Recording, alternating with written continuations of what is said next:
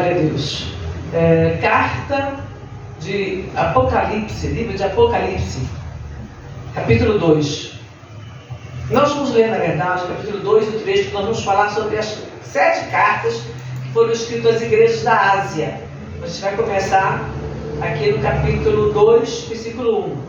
Eu vou ler um pouquinho só de cada uma para a gente dar tempo. Então vamos começar. Capítulo 2, versículo 1 diz: Escreve ao anjo da igreja que está em Éfeso. Isso diz aquele que tem na sua destra as 7 estrelas e que anda no meio dos 7 castiçais de ouro. Só esse versículo, vamos orar. Querido e glorioso Deus, em nome de Jesus Cristo, nós estamos aqui nesta noite, Pai, para aprender da Tua Palavra.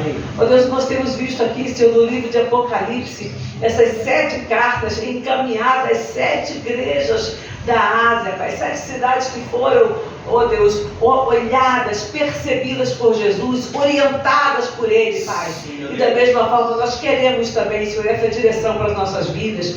E nós sabemos, ó Pai, que os problemas que aconteciam ali acontecem também nas nossas igrejas hoje. Meu Deus eterno.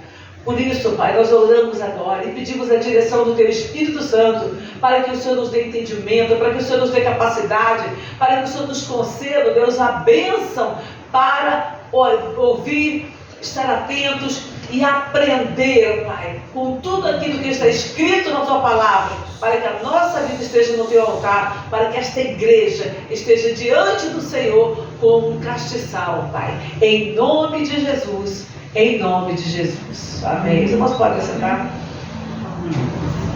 Então nós vamos ver aqui a igreja de Éfeso. O Senhor, quem é que está falando em primeiro lugar? O Senhor Jesus. Isso diz aquele que tem na sua destra, na sua mão direita, os 7 castiçais, e que anda no meio dos 7 castiçais. Esses castiçais representavam as igrejas. Então o Senhor Jesus fala a 7 cidades diferentes. Tá? A igreja que estava em cada uma das cidades. Uma coisa importante a gente lembrar que naquele momento, naquele período de tempo, não havia igreja como nós temos hoje. Havia um templo onde todos iam adorar. Tanto os judeus quanto até pessoas de outros lugares vinham a Jerusalém para adoração. E tinham as sinagogas, onde a palavra era lida e ensinada todos os sábados. E mesmo os cristãos convertidos, os judeus convertidos, eles continuavam frequentando as sinagogas, porque ali era dito, era ouvido, era ensinado acerca de tudo aquilo que está no Antigo Testamento. Então, o Antigo Testamento nunca deixou de existir, porque tem o Novo, né? Isso é interessante também a gente entender. Mas, isso é uma mensagem para outro dia. O importante é nós entendermos aqui o que Jesus estava falando. Porque quando eu começo, eu quero falar isso antes, eu ia falar isso no final, mas eu quero falar antes para você guardar uma coisa. Cada problema que a gente vai ver, cada igreja tem um problema, tem uma luta e tem uma orientação do Senhor Jesus. Porém, essas cartas mostram, revelam, se você for analisar e for ler, os problemas das igrejas de hoje. Não muda não, porque onde tem gente tem problema. E Jesus nenhuma vez ele se refere, olha, sai dessa igreja aí porque está com problema, sai dessa igreja aí porque tem uma profetisa aí, ó, Jezabel, que ninguém está corrigindo ela, ó, sai dessa igreja aí porque eu estou do lado de fora, estou batendo. Jesus não fala isso. Ele fala, ó, vocês não são o meu povo não. Ele só manda se arrepender, se corrigir e fala aquele que vencer. Então nós precisamos aprender com o que está escrito, aplicando hoje na nossa vida. O livro de Apocalipse é considerado um livro escatológico, ou seja, um livro que fala das coisas que vão acontecer no fim. Então, mesmo essas cartas que foram escritas para as igrejas daquela época, também são para as igrejas de hoje. Amém? Amém. Então vamos lá. Versículo 2. Olha o que Deus fala, o Senhor fala para a igreja que está na cidade de Éfeso. Lembra de Éfeso? Paulo fala sobre Éfeso, onde havia o altar da grande deusa Diana. E aqui Deus fala como o povo de Éfeso. Eu sei as tuas obras e o teu trabalho e a tua paciência, que não pode sofrer os maus, e puseste à prova os que dizem ser apóstolos e o não são, e tu os achaste os mentirosos. E sofreste e tem paciência, e trabalhaste pelo meu nome e não te cansaste. Tenho, porém, contra ti que deixaste a tua primeira caridade. Lembra-te, pois, de onde caíste, e arrepende-te, e pratica as primeiras obras. Quando não, brevemente eu te virei, e tirarei do seu lugar o teu castiçal, se não te arrependeres. Tens, porém, isto, que aborreces as obras dos nicolaítas, as quais eu também aborreço. Quem tem ouvidos, ouça o que o Espírito diz às igrejas. Ao que vencer, dar-lhe-ei de comer da árvore da vida, que está no meio do paraíso de Deus. Essa eu li toda, as outras eu vou ler mais resumidamente. Então, a igreja de Éfeso, Jesus começa cada uma das cartas, tá? Você for ver, você vai analisar, não vou ficar lendo aqui agora, mas eu quero que você lê depois, para te dar esse privilégio de você mesmo ler, e você vai observar que todas as 7 cartas começam com essa frase: eu sei as tuas obras. Ou seja, eu estou aqui no meu trono de glória, mas eu estou vendo o que cada um de vocês está fazendo. Nós estávamos falando aqui na reunião de quinta-feira sobre Deus está em todos os lugares. Ele vê tudo. A gente fala, mas Deus está em todo lugar. Está em todo lugar. Será que Ele está operando em todo lugar? Será que Ele está ali compactuando com aquilo que está naquele lugar? Pensa no lugar onde estão sendo os cristãos torturados. Deus está. Deus está compactuando com aquele que tortura? Não. Mas ele está vendo que ele não faz nada. Aí é outra conversa, é um outro assunto que a gente tem que explicar. Já falei aqui sobre isso, outro dia a gente fala mais. Mas veja bem, eu sei as tuas obras. Ou seja, eu vou conversar com você agora, eu vou falar com vocês, mas eu quero que vocês entendam que eu sei o que vocês estão fazendo. Tudo de bom e tudo de ruim, eu sei. Ele disse lá no final, eu sei que vocês aborrecem as obras dos nicolaítas. Eu sei que vocês, aqui no versículo 2 diz, eu sei o teu trabalho, a tua paciência, eu sei que vocês são pacientes. Eu sei que vocês não podem sofrer os maus, vocês não aguentam a maldade, é mentira. Vocês colocam à prova aqueles que estão dizendo por aí que são apóstolos. Vocês viram que eles são mentirosos, vocês sofreram. Vocês têm paciência, vocês trabalharam pelo meu nome e não te cansaram. Às vezes a gente acha que essas coisas resolvem tudo na nossa vida. Não, mas eu trabalho. Eu sou a primeira a chegar na igreja, eu sou a última a sair. Tudo que vai fazer na igreja eu estou junto, eu vou lá. Eu sou ofertante, eu sou dizimista, eu trabalho, eu evangelizo, eu cuido de criança, eu faço visita onde tiver que eu vou, pastor mandou, eu estou indo, eu coopero com todo mundo. Então a pessoa acha que eu fiz tudo. Mas aí o Senhor fala assim, mas eu tenho alguma coisa contra vocês. Vocês deixaram o primeiro amor. Aprenderam a fazer as coisas no piloto automático. Vão indo, caminhando, fazem tudo, mas sem amor. Vocês não estão fazendo porque vocês me amam. Vocês estão fazendo porque vocês querem fazer tudo aqui. Vocês acham que pode fazer tudo, mas eu quero que vocês façam porque vocês me amam. Se eu fizer alguma coisa por amor a Jesus, eu vou olhar para o meu próximo de uma forma diferente. Eu vou olhar para as crianças de uma forma diferente. Eu vou olhar para os adultos. Não vai ter briga. Porque se eu fizer as coisas porque eu amo Jesus, e eu estiver conversando com a irmã, e a irmã também faz porque ama Jesus, eu vou conversar com a irmã porque eu vou conversar com o irmão ali. Então, o que vai acontecer? Um não vai querer fazer mal ao outro.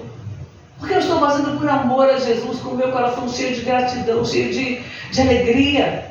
E eu vou fazer porque eu entendo que esse é o plano de Deus.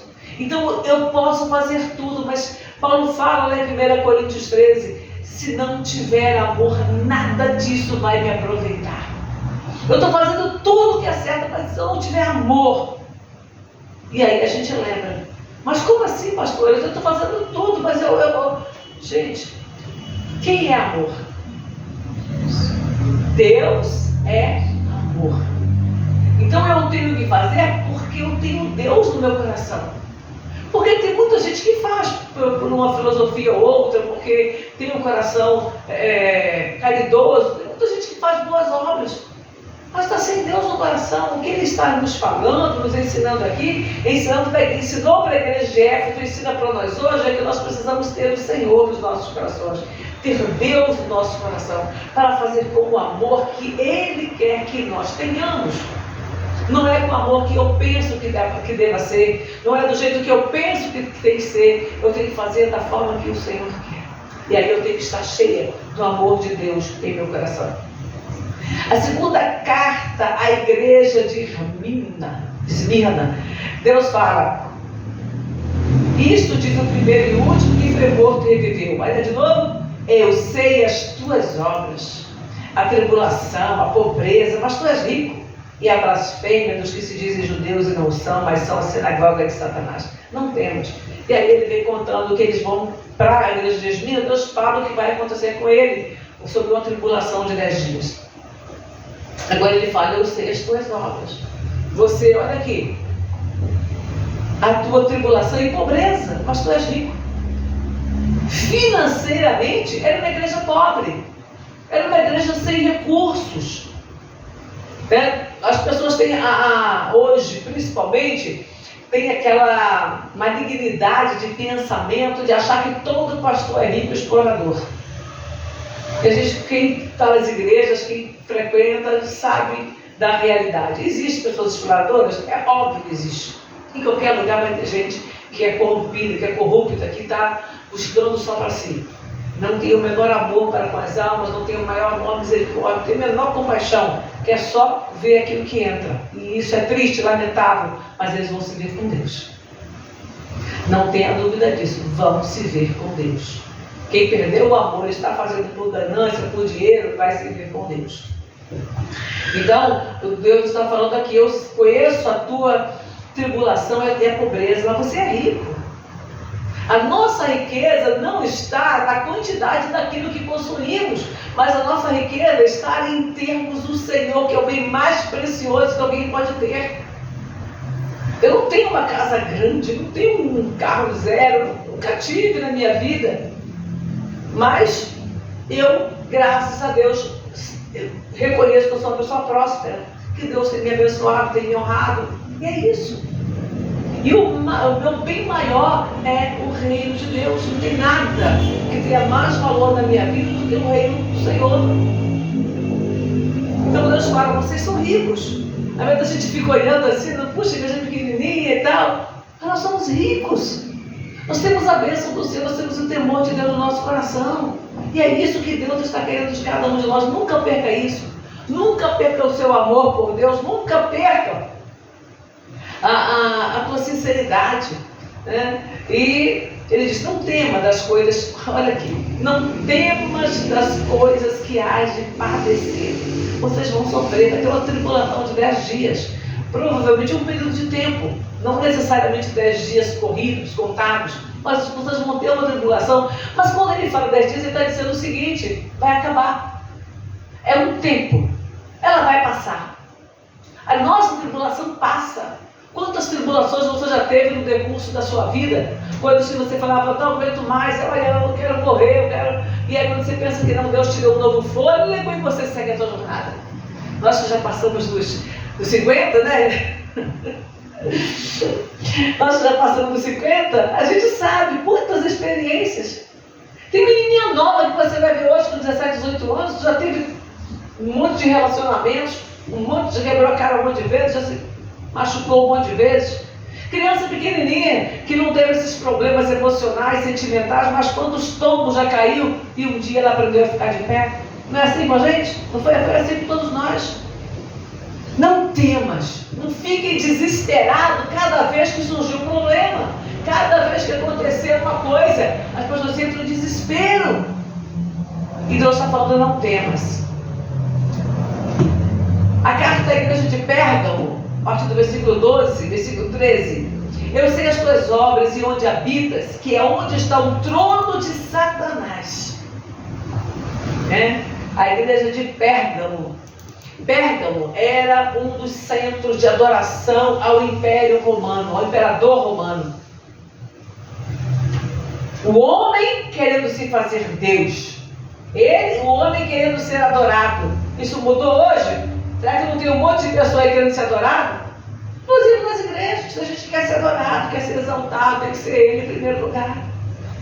E de você, se você fizer alguma coisa e não comunicar, e não pedir permissão, e não pedir a bênção. Então, uma coisa é você dar satisfação, eu tinha compromisso, não vou poder estar presente e tal. Outra coisa é você ter que contar a vida inteira, contar detalhes, fazer tudo e não pode nada. Não. Tem gente querendo se fazer Deus. Deus nós temos um. Amém? Aqui na igreja nós estamos aqui para ajudar uns aos outros. E é claro, se você tem um compromisso, você dá uma satisfação, às vezes até para que as pessoas não fiquem preocupadas contigo. A gente se preocupa. Eu ando uma vez, você está doente? A gente não se preocupa, eu me preocupo. Eu ligo, eu pergunto, o que está acontecendo aí, eles vão lá, tudo bem? A gente se preocupa se a pessoa está bem ou não. Isso é normal. Mas ali ele fala que eles estavam onde estava o trono de Satanás. As pessoas, muitos morreram por não querer adorar aos deuses que eles tinham, porque não era, eles tinham um panteão de deuses, eram vários deuses, e um deles era o imperador romano. O imperador que tivesse evidência era como no Egito, o faraó, ele era Deus. Para ele, na cabeça dele, e na cabeça dos súditos, ele era Deus. E isso aí é o trono de Satanás, porque o único Deus que existe é o Senhor. Então Deus fala, eu sei que onde vocês estão, mas onde está o trono de Satanás. Só que ele diz, e retens o meu nome e não negaste a minha fé.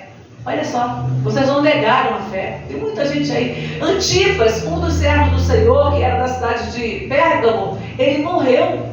Ele foi morto, mas não negou o nome do Senhor. Jesus nos chama de fiel testemunha. Às vezes, quando a gente vê uma pessoa morrer, uma pessoa sofrer, por não negar o nome de Jesus, as pessoas acham que é bobo, que é tolo, que não tem nada a ver isso, que a pessoa não precisava passar por aquilo. Mas Deus nos chama de fiel testemunha. Ele foi morto entre vós, onde Satanás habita. Aí ele tem uma repreensão para a igreja de Pérgamo, porque eles estão ali e tem alguns que seguem a doutrina de Balaão. Balaão foi aquele profeta que foi alugado por Balaque e que ensinou a turma de Balaque, esqueci a Amonita. Ele ensinou os amonitas a lançar tropeço. Só faz o seguinte, você tem umas mulheres bonitas aí, as filhas de vocês, elas mais vistosas, leva elas lá para o meio do arraial dos israelitas, para que eles se casem com elas. Quando eles se casarem com elas, elas vão seduzi-los e levá-los também a adorar outros deuses. E aí Deus vai se irar com o povo vai ser destruído e não vai destruir vocês. Olha a cabeça de Balaão. E estava acontecendo a mesma coisa na igreja de Pérgamo. Tinha pessoas que estavam se infiltrando na igreja e corrompendo o povo. Sabe aquela história? Não tem nada a ver, isso aí não tem nada demais. E as pessoas vão entrando, não tem nada demais, e vão se corrompendo. Então Deus fala, eu tenho isso contra vocês, estão deixando isso acontecer no meio de vocês, vigiem, tá? Tem alguns também que estão seguindo a doutrina dos nicolaítas, as que eu aborreço. Arrepende-te. Aí ele dá uma palavra, arrepende-te. Então é uma outra coisa que vem continuamente nas cartas, para cada carta. Começa por eu sei as tuas obras, depois para aqueles que estavam em pecado, no erro, Deus fala, eu estou dando um tempo de arrependimento. E lá no final ele diz, e o que vencer, também está em todas as cartas. O que vencer, aquele que vencer, ao que vencer, e guardar até o fim as minhas obras, eu lhe darei poder sobre as nações, para Pérgamo, darei uma pedra branca, a comer do maná escondido. Então cada um ele faz uma promessa, porque Deus tem um plano diferente, tem coisas grandiosas para cada um de nós. Mas o que Ele quer é o quê? Que nós sejamos fiéis, que a gente escute aquilo que Ele está falando, que a gente reconheça que Ele sabe tudo. Se as pessoas tivessem um pouco mais de noção, porque a gente fala que Deus ele é onipotente, onipresente, onisciente. Então Deus pode tudo, sabe tudo, está em todos os lugares. Se as pessoas tivessem um pouquinho mais de consciência do que isso significa, não fariam as coisas ocultas. Pai não está vendo, mãe não está vendo, pastor não está vendo, mas Deus está vendo. Aonde é que nós estamos entrando? Quais os lugares? Com quem nós estamos andando? O que nós estamos fazendo? Deus sabe todas as coisas. Ele fala 7 vezes para as 7 igrejas: eu sei as tuas obras. As minhas obras, elas são indignas quando eu estou no meu particular? Quando eu estou longe da igreja, longe do povo de Deus, longe da família? Será que as minhas obras podem ser aplaudidas por Jesus? Quando Ele falar com você: eu sei as tuas obras, Ele vai falar de que maneira contigo? De forma de repreensão, em forma de repreensão? Ou falando: olha, eu sei que você aborrece o pecado que eu aborreço? O que Deus vai falar? Então a gente tem que parar, colocar o juízo no lugar, entender que Deus é Deus Todo-Poderoso, entender que Deus é Deus que está em todos os lugares, que Ele sabe todas as coisas, para que a gente ande em mais vigilância, ande em mais prudência. A igreja de Tiatira, a 4ª carta, ele fala, no versículo 19: eu conheço as tuas obras, e a tua caridade, e o teu serviço, e a tua fé, e a tua paciência, e que as tuas obras são mais do que as primeiras. Olha só quanto elogio. Mas, versículo 20: porém, contudo, todavia, eu tenho contra ti que você tolera Jezabel, uma mulher que se diz profetiza. Ela não era profetisa. Será que hoje a gente tem isso nas igrejas? Homens e mulheres que se dizem profetas, mas saem chutando. Oh, tem uma pessoa aqui hoje assim. Oh, e ninguém fala nada, ninguém se identifica. Não, oh, aí a pessoa começa até a procurar alguma coisa para poder tentar afirmar a palavra do profeta, quando não tem nada acontecendo.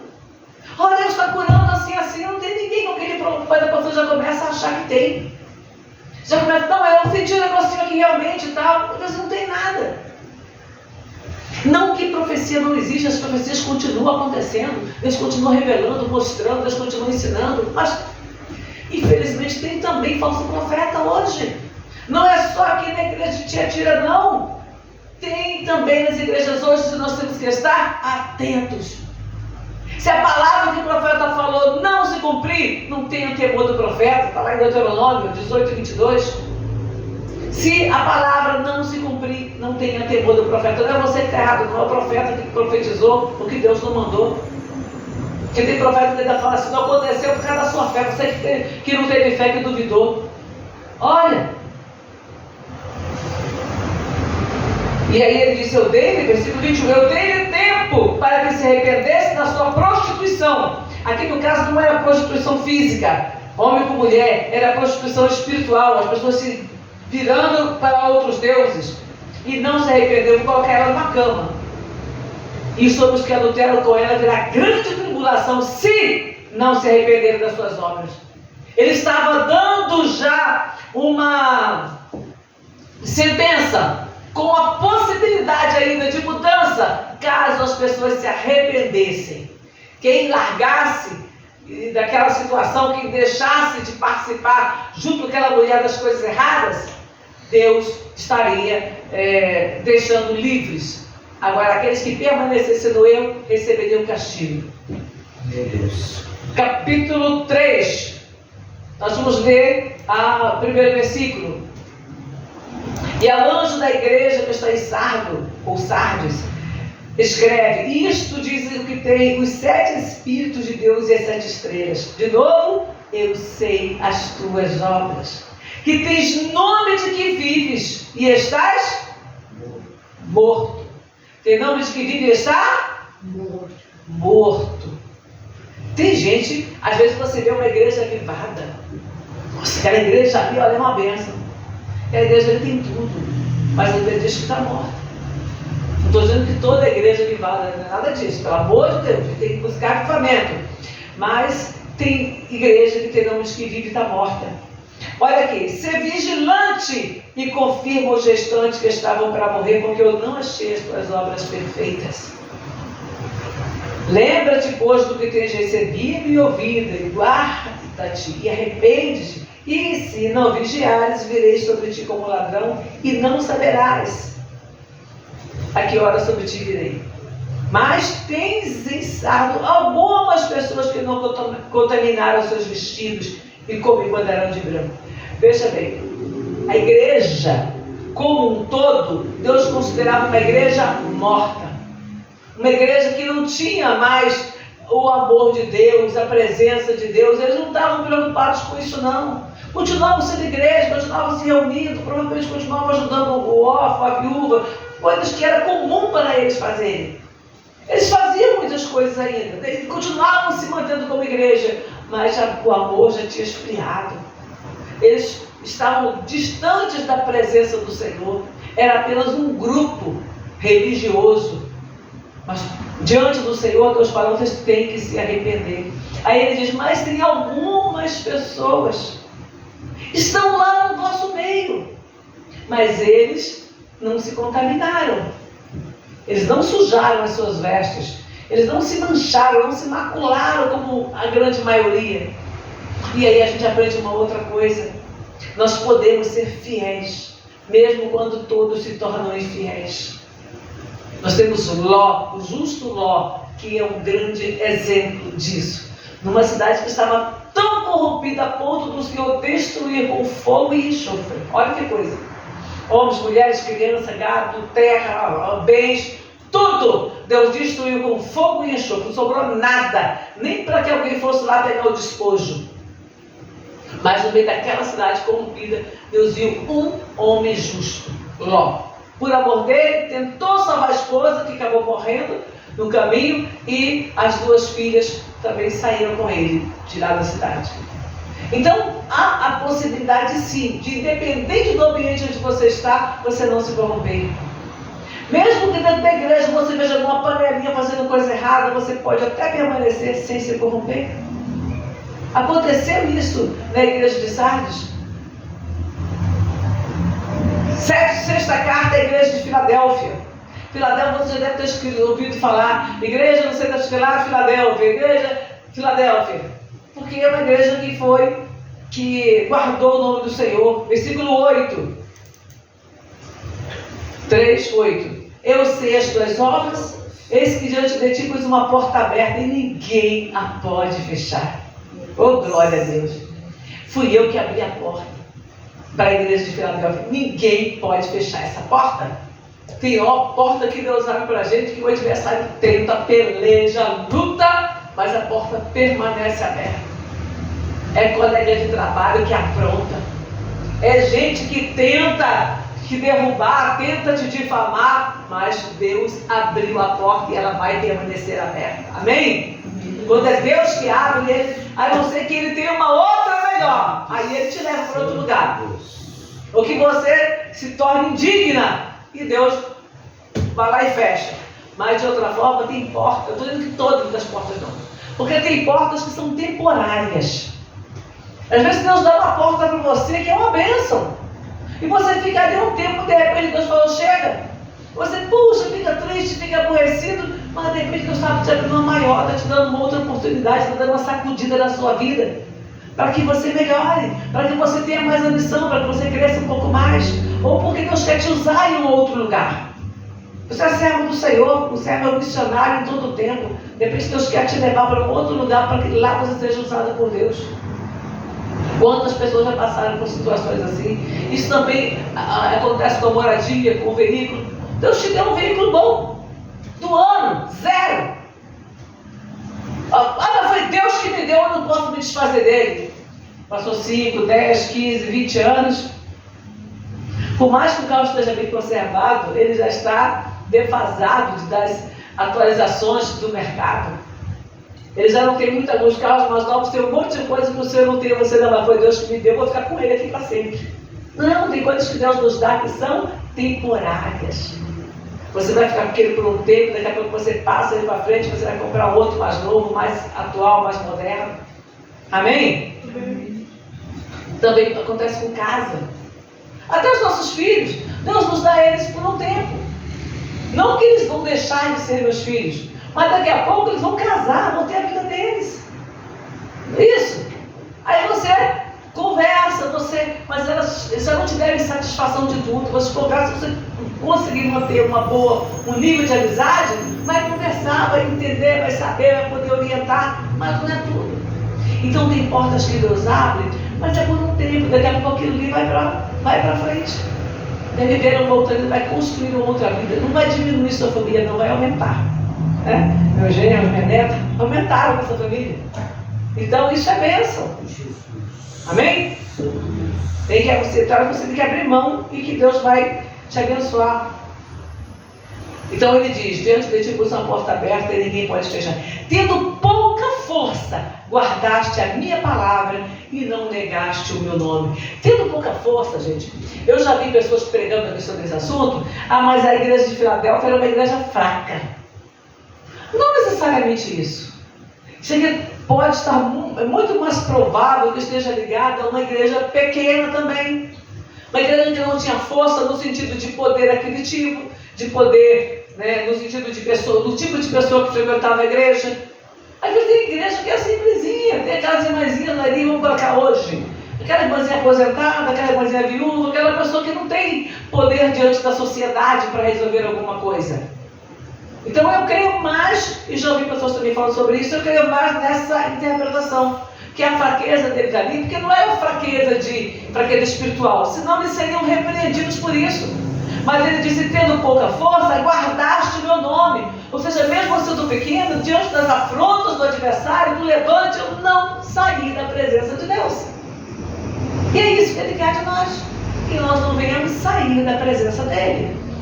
Então ele diz, tendo pouca força, guardaste a minha palavra e não negaste o meu nome. Vieram pessoas aqui mais poderosas, vieram pessoas aí te perturbar, pessoas mais cheias de autoridade e tal, e vocês se mantiveram fiéis. E é isso que ele diz. E ele fala, e eis que eu farei, verso 9, aos da sinagoga de Satanás, aos que se dizem judeus e não são, mas mentem, eis que eu farei que venham e adorem prostrados a teus pés e saibam que eu te amo. Como guardaste a palavra da minha paciência, eu te guardarei da hora da tentação que atinge sobre todo mundo, para tentar os que habitam na terra. E aí dá uma dica. Eis que Deus se demora, guarda o que tens. É uma outra palavra que você vai encontrar também, não em todo momento, às vezes até de uma outra forma, mas Deus está mandando você guardar, você ser fiel, você permanecer. Meu Deus. Então, a igreja passava por lutas, tinha os seus problemas, tinha as suas dificuldades, mas era uma igreja fiel, que é exemplo hoje para nós. Então, o que nós precisamos aprender a fazer é ser fiéis ao Senhor. Seja na bonança, já falei aqui uma vez sobre isso, a igreja é considerada a noiva do Senhor. E a noiva, quando está diante do noivo, para manter aquele que, quando faz um pacto de matrimônio, ser fiel na alegria, na tristeza, na saúde, na doença, até que a morte nos separe. Então a gente, quando faz um pacto com Deus, é na alegria, na tristeza, na saúde, na doença, até que a morte nos una para sempre. Amém? Com Deus é diferente, né? Ele não vai separar, vai nos unir eternamente. Então nós precisamos aprender. Deus fala com Esmirna e fala com Filadélfia e não as repreende, porque eram igrejas irrepreensíveis. Elas estavam ali na presença de Deus, enfrentando luta, enfrentando tribulação. Tinha gente ali que era a sinagoga de Satanás. E se levantava contra a igreja, mas eles permaneceram fiéis ao Senhor. Aleluia. Glória a Deus. Sétima carta, a igreja de Laodiceia. Fica por última, a carta de Laodiceia. Porque, na verdade, eles estavam em último lugar. Não que isso esteja nessa ordem, até porque senão Esmirna e Filadélfia estariam lá na frente. Não é, ela não está nessa ordem. Mas aqui ela fica e diz, eu sei as tuas obras. Olha como começa, eu sei as tuas obras, que você não é frio nem quente. Oxalá, tomara que vocês fossem frios ou quentes, mas porque vocês são mornos, eu vou vomitar, você não é frio nem quente, vomitar-te-ei da minha boca. Sabe quando você pega uma comida ou um líquido para beber? Eu acho que todo mundo já passou por isso. Vai provar alguma coisa e de repente você está estragado. Vem para fora. Está ruim? Isso não presta para comer? Às vezes vai pegar uma carne, um suco, alguma coisa, quando você vai beber, esse negócio está estragado.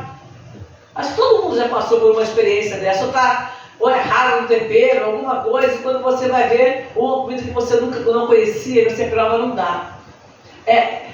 Foi dessa forma que o Senhor se referiu à igreja de Laodiceia. Não dá. Você não é frio, você não é quente, você é morno. Como igreja, não podemos ser mornos. Ou você é crente, está cheio da presença de Deus, ou você está fraco. Porque o que está fraco, ele sabe que precisa lutar para se aquecer. Mas o que está morno, ele acha que está bom. Ele acha que está tudo bem. E não está. Jesus fala, eu vou vomitar vocês. Está ruim demais, não dá para engolir não. Hoje a gente fala, né? Eu não consigo engolir fulano. Não é isso? Você está com raiva, fulano, eu não engulo não. Falou comigo, mas eu não engulo. Não dá para descer. Era Deus falando com a igreja de Laodiceia. E aí ele diz, eu sei as tuas obras, né? Versículo 17. Como dizes, rico sou e estou enriquecido, de nada tenho falta, e não sabe que és um desgraçado. Você não tem a graça de Deus. Você é um miserável. Miserável, não tem nada. Você pensa que tem alguma coisa, você não tem nada. Miserável. Quando a gente fala que a pessoa é miserável, a gente fala o quê? Que a pessoa está abaixo da linha da pobreza. Não tem nada. É pobre. Você acha que você é rico? Você é pobre. O que você tem dinheiro, e riqueza, e bens, e patrimônio, não serve para nada diante do Senhor. É cego, não enxerga, vê muitas coisas materiais, mas não tem o mínimo de visão do que é espiritual. Se tivesse visto, não estaria nessa situação que vocês estão hoje. E é nu. Você acha que está vestido com belas vestes? Muito bem trajado, está vestido lá Prada, está vestido lá com só nome chique. Aí Deus fala assim, ó, você está nu. Porque as nossas vestes diante do Senhor são as obras que nós fazemos, por isso ele fala, eu sei as tuas obras. E você não tem obra nenhuma. Você não tem nada. O que você está fazendo aí é para você, é para a tua glória. Você não tem nada. Então você está nu diante de mim. Que coisa constrangedora. Você está nu. Aí ele diz, aconselho-te que de mim compres ouro provado no fogo, para que te enriqueças. Provado no fogo é luta, vai na luta, vai na batalha. Vestidos brancos, para que te vistas. Branco significa santidade, pureza. E não apareça a vergonha da tua nudez. E que unjas os teus olhos com colírio para que vejas. Eu repreendo e castigo. Olha que coisa linda aqui. Jesus deu uma baita de uma repreensão. Ele já começou falando que estava a ponto de vomitar aquela igreja. Mas ele fala no verso 19. Eu repreendo e castigo a todos quantos amam. Ser pois zeloso e arrepende-te. Santo Deus. Eu estou repreendendo vocês porque eu ainda amo vocês. Mesmo nessa situação de miserabilidade que vocês se encontram, de desgraça, de nudez, de pobreza, mesmo com tudo isso, eu ainda amo vocês. E por isso, por causa do meu amor por vocês, eu estou repreendendo vocês para que vocês se arrependam. Então, aí ele diz, aquele versículo bem conhecido, Apocalipse 3:20, eis que estou à porta e bato.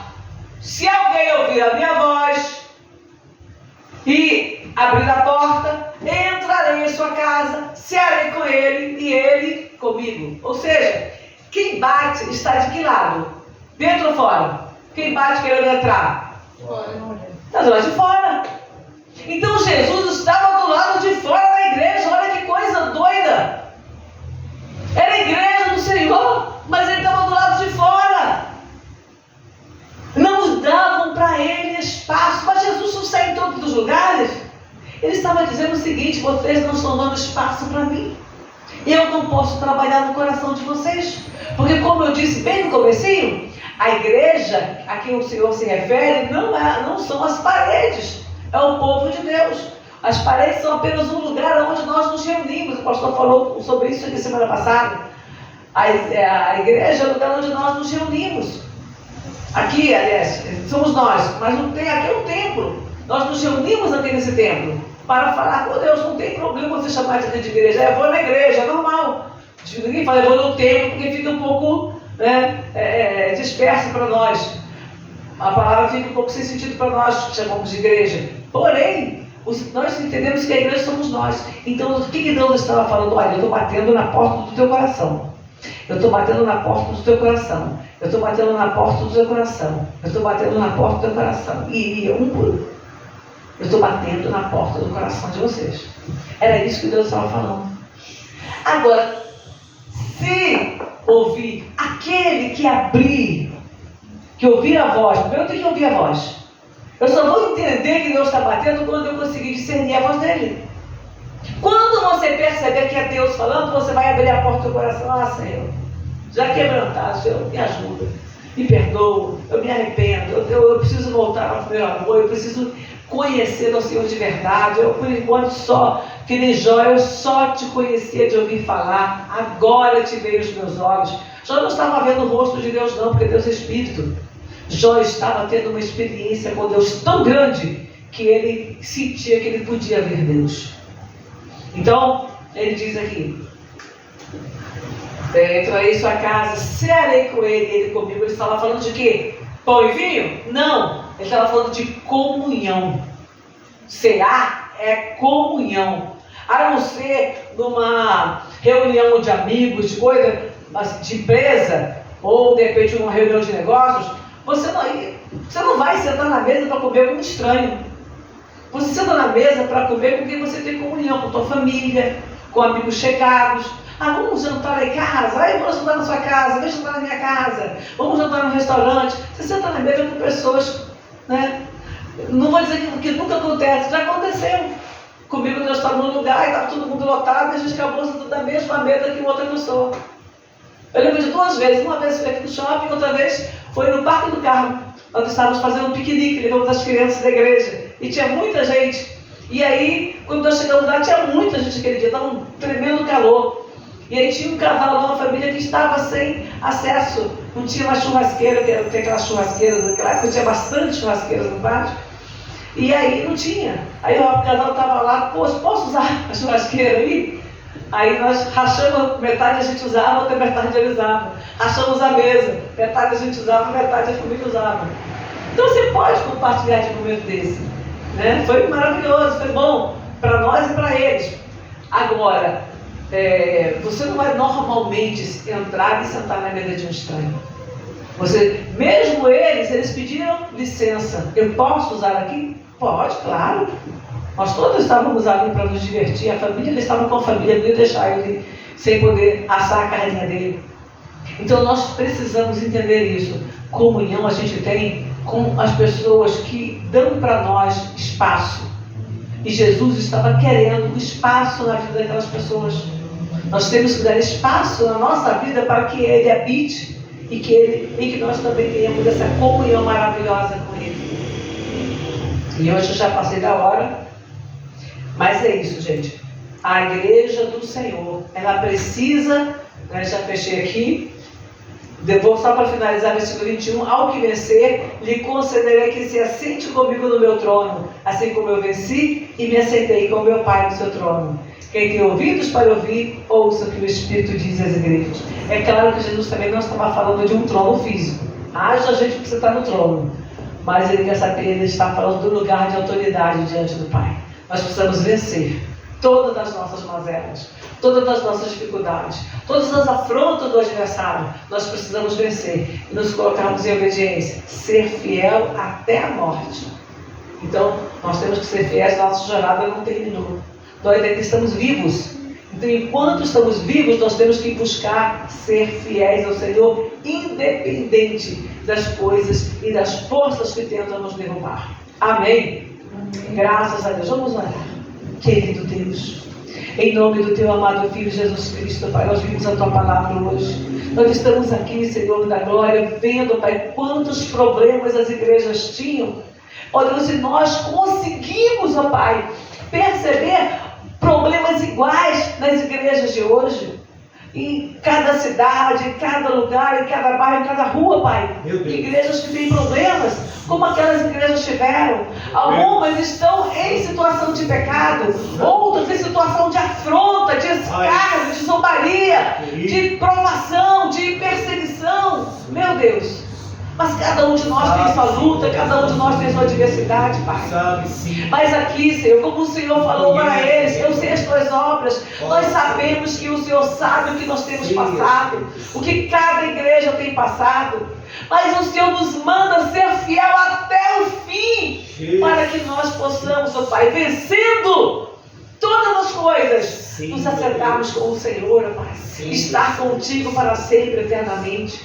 Nos dá a sabedoria, nos dá a prudência, nos dá a determinação para vencer o pecado, Pai, que tão de perto nos rodeia. Porque o adversário, ele pode não conhecer o nosso futuro e muito dos planos que o Senhor tem para nós. Porque ele não é o Pai onisciente, mas ele sabe, ele conhece as nossas fraquezas e muitas vezes procura, Senhor, nos derrubar nas nossas fraquezas. Mas o Senhor é um Deus de misericórdia, Pai. E nós temos buscado o Senhor, ó Deus Santo, nós temos buscado a Tua face, a Tua presença. Dá-nos, ó Pai, sabedoria e entendimento. Mesmo quando nós temos pouca força, Pai, nós temos a Tua graça e a Tua graça nos basta, Pai. E é com a Tua graça que nós vencemos a cada dia as nossas dificuldades. É através da Tua graça que nós vencemos a cada dia, Pai, a opressão, o castigo do adversário, a afronta do adversário, as perseguições, ó Pai, sejam elas físicas, emocionais, espirituais. Quantas vezes somos tentados, ó Pai, em todas as áreas. Mas o Senhor, ó Deus, o Senhor é aquele que nos dá o refrigério. O Senhor é aquele que nos dá, ó Pai, a certeza da vitória. O Senhor é aquele que nos capacita a vencer, Senhor, apesar, ó Pai, de tudo estar contra, porque a força que está em nós é a força do Senhor, nosso Deus. Conforme está escrito, em nome do Senhor, saltarei uma muralha. Oh, Pai querido, é no Teu nome que nós haveremos de saltar muralhas. É no Teu nome que nós podemos andar sobre as águas. É no Teu nome que nós podemos vencer gigantes. É no Teu nome, Pai, que nós podemos, ó Pai, passar pelas provações que a vida nos oferecer. Meu Deus, que nós possamos estar sempre, Pai, tão ligados a Ti, tão unidos a Ti, ó Pai, que passar pelas provações seja, ó Deus, como Paulo diz, eu me alegro nas minhas aflições. Meu Deus, não era que ele estava feliz porque o estava torturando, mas porque ele sabia que o Senhor estava com ele naquele momento de luta, de tribulação, e o Senhor o sustentava, Pai.